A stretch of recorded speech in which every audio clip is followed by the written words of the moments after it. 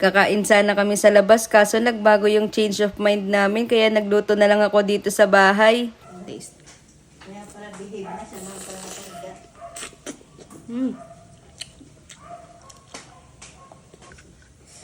Sausaw natin dito sa ano. Suka na nilagyan ng ginayat na pipino. Maraming pipino saka sibuyas.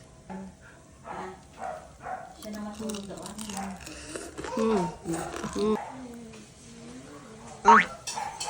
Ang init.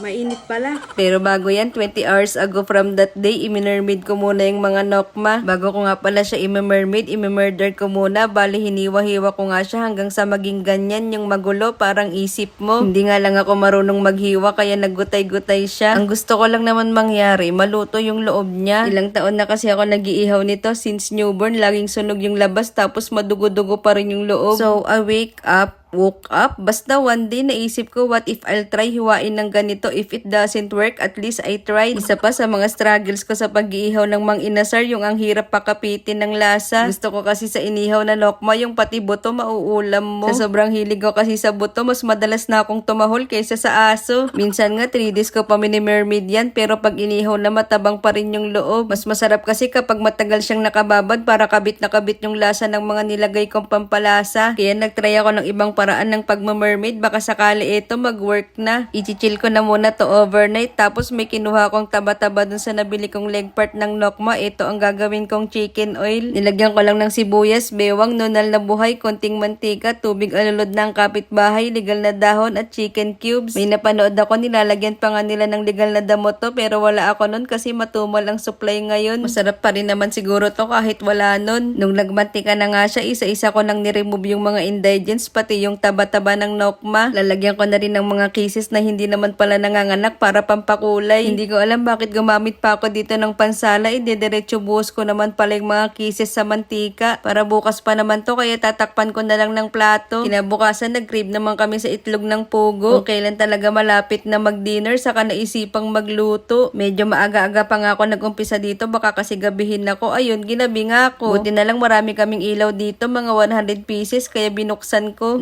Naiinitan nga ako, kaya naman nilabas ko na tong pangmalakasan naming aircon. Sensitive nga pala to sa sensor, kaya kung anong galaw mo, susunod siya sa'yo. Di, joke lang, walang ganon. Itatabi ko nga to sa tabi ko habang nag-iihaw ako. Mahirap na, baka mag-amoy usok ako. Masama pa naman maligo pag galing ka sa initan. Huy, nagdadahilan na naman para may valid excuse na hindi maligo ngayong araw. Tinransfer ko na muna kay Ninang Thea yung pag-iihaw. May aasikasuhin lang kasi ako sa loob. Paglabas ko, nanganak na ng okra yung manok. Sayang naman daw kasi yung uling kung hindi susulitin. Tapos na nga kami mag-ihaw-ihaw, kaya ang sunod naman na next na lulutuin ay itong hard-boiled quailed eggs in orange butter that are deep fried and served with the sweet and sour sauce.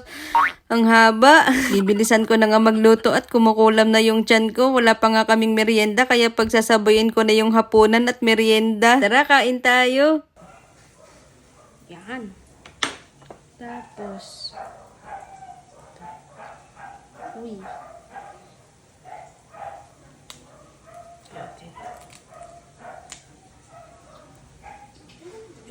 Yung pagkakaluto niya, very perfect.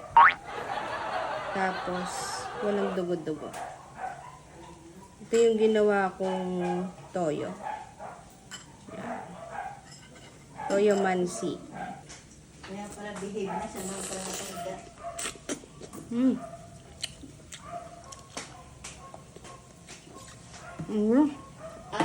Parang mang-inasal. Ang sarap.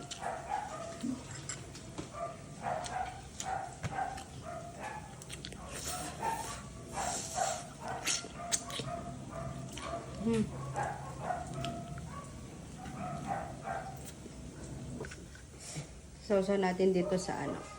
Suka na nilagyan ng ginayat na pipino. Dami yan. Ayun. Ha? Maraming pipino saka sibuyas.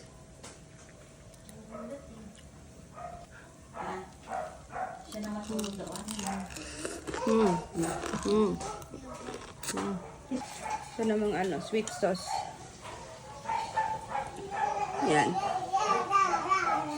Mm.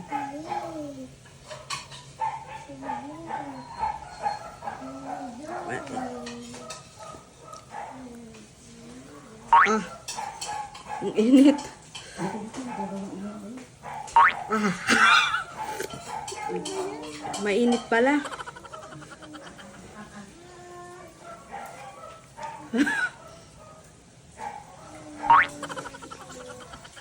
Mainit. Ano ba yung mainit? Yung sauce? Yung sauce nga. Mm. Ganda ng buka. Mm. So, kumabit naman yung mga pampalasang nilagay ko sa manok. Alam ko na yung gagawin ko sa susunod. O siya, paalam!